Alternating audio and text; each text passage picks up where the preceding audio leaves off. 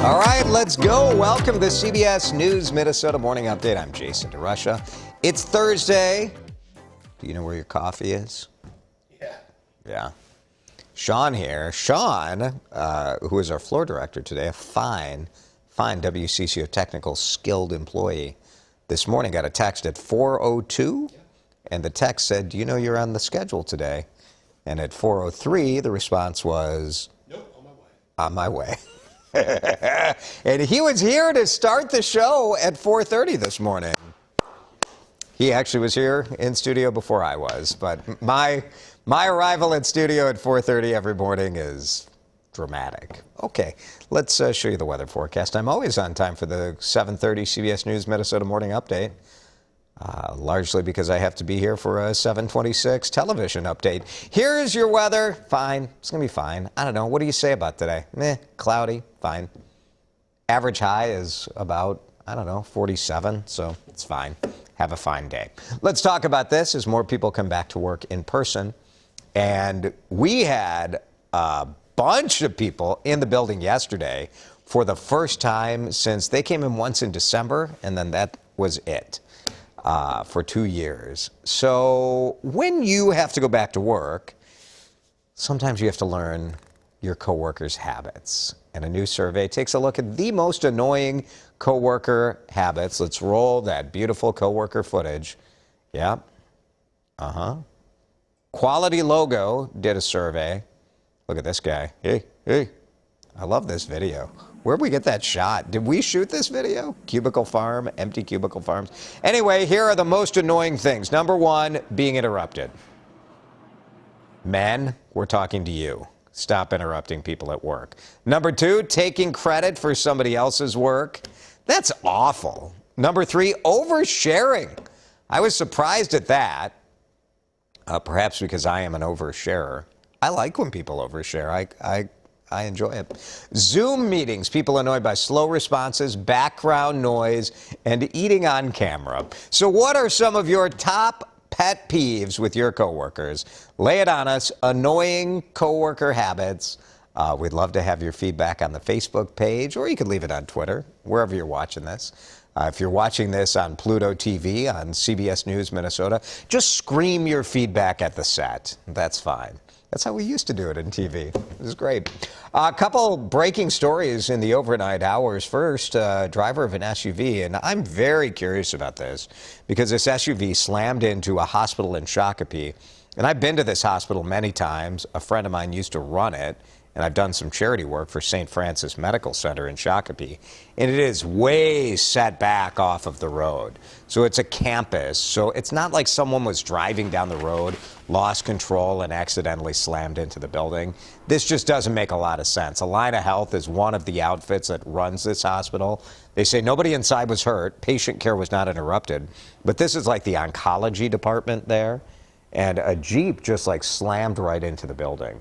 So police are not telling us anything. We're like, did you arrest anybody? What happened? They're saying nothing so far, but the hospital is still operating this morning.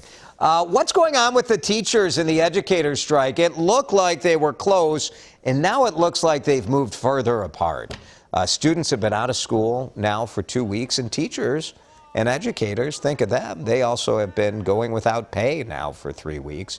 The school district saying, unless we get this worked out, we're going to have to make up at least 8 days of school in the summer. The district saying this is it. They made their best and final offer, but that's never quite true. The district says the two sides are $167 million apart. So we don't know exactly what's going on there. There have been all sorts of allegations back and forth, lots of insider drama here.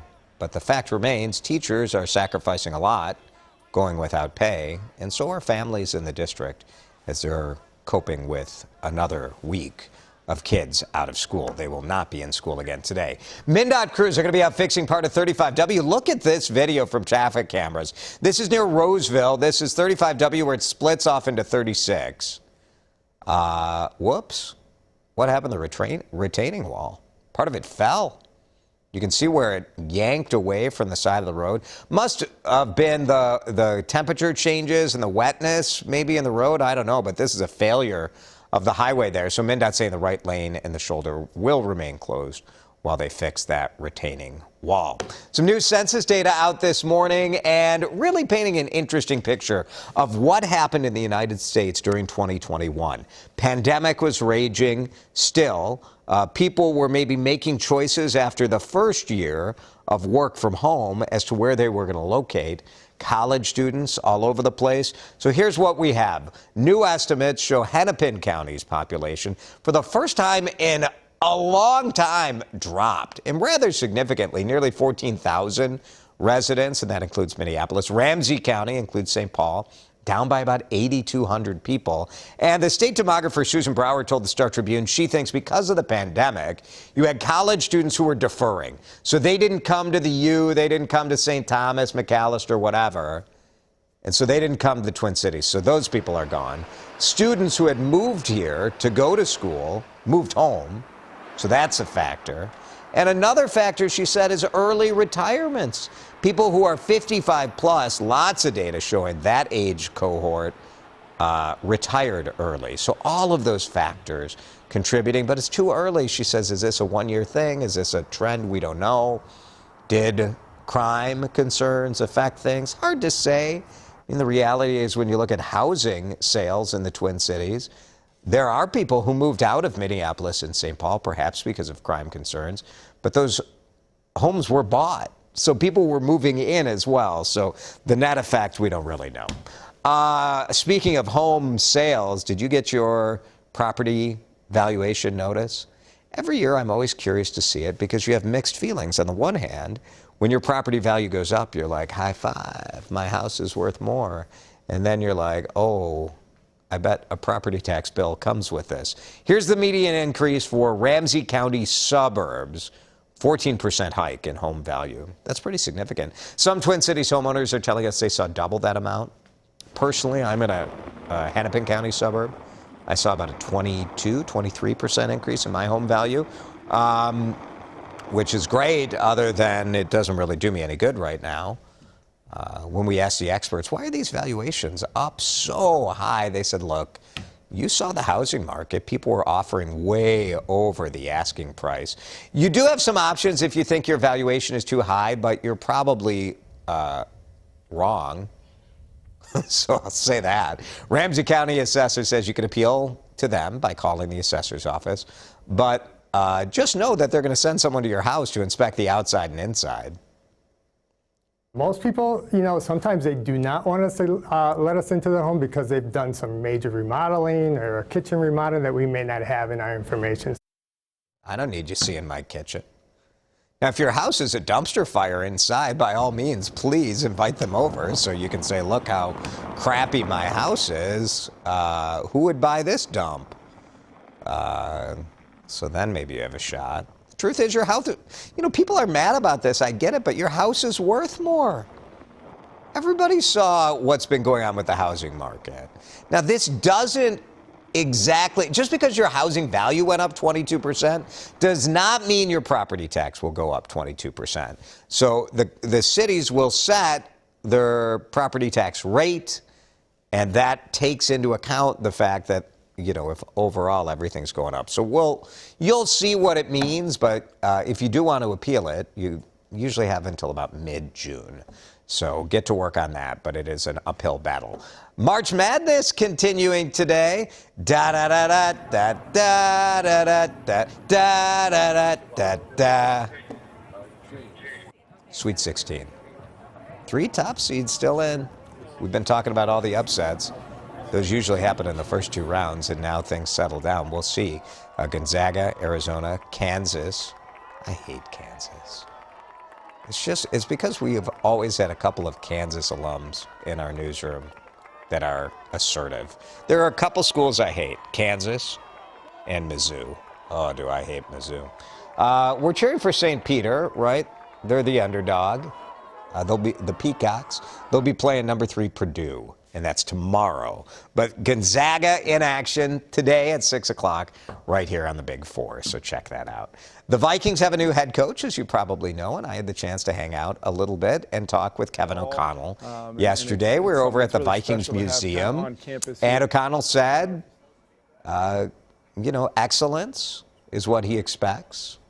Expects those players to live up to the high expectations by the work they put in on the field with their involvement in the community. We talked about team culture, too. He's talked a lot about communication. I want to know what he meant by that. We asked about his legacy. We're in the museum. Does he think he'll be in the museum someday? Kirk Cousins questions, too. Lots of good stuff there. Nice guy. Undefeated right now. I told him, I'm like, hey, we all love you right now. You are undefeated as a Vikings head coach. That whole interview online at WCCO.com is pretty good. 6'6", I think he is. Very tall. And a raging debate going on. Who is the better looking head coach? The coach of the Green Bay Packers or the Minnesota Vikings? They're both lovely. I don't know. What do I know? Does the control room have a viewpoint? Neither. Addie says neither. Chris says Vikings. Neither. Objectively, these are two good-looking people. All right. Addie telling us Cheryl Reeve. That is not the question. This is not the question. All right, here we go. Feedback. What was our question today? Oh, annoying coworker. Oh, wait a minute. Becca's like a coworker who is humming along with the radio? Is that as annoying as the news anchor singing the... That's annoying too. Becca, that would be annoying. Thank you. Here's Suzanne. Too many smoke breaks. That's annoying. Yeah, non-smokers really hate it when smokers go take a smoke break. I recommend taking a walk break for you as a non-smoker. You can take a break too. Or take up smoking. It's an option. Don't take up smoking. Juliana.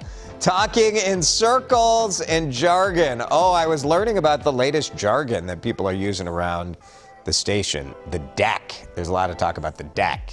Get me the deck. Apparently that means the PowerPoint slides. All right. I don't like that either. Thanks, Juliana. Jenny. When people clip their nails at work. We used to have someone here who would clip their nails at work. I'm not going to name the person. They're no longer with the organization, but it was pretty disgusting. Pretty disgusting. Thanks, Jenny. Here's Sandra. Laziness. Oh, you know what? A lazy coworker. Yeah, that is a pet peeve. We don't really, am I wrong on this? I feel like Chris, don't really have too many lazy coworkers. Not on the morning shift. You don't really have an option. There's no time. There's no time to be lazy. I mean, there are only, how many of us put this thing together? There's 12 of us, I think, in the morning. And most of us wake up on time. Thanks for watching the Morning Update. I can talk, please. All right. I'll be back here at precisely 7:26 getting ready for this. Tomorrow morning. We'll see you then. Have a great day.